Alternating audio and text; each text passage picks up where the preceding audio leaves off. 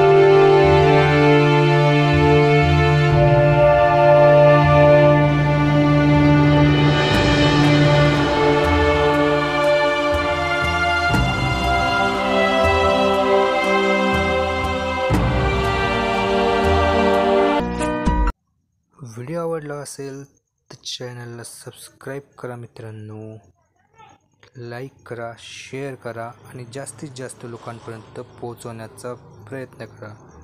Jai Hind, Jai Bharat, Jai Maharashtra.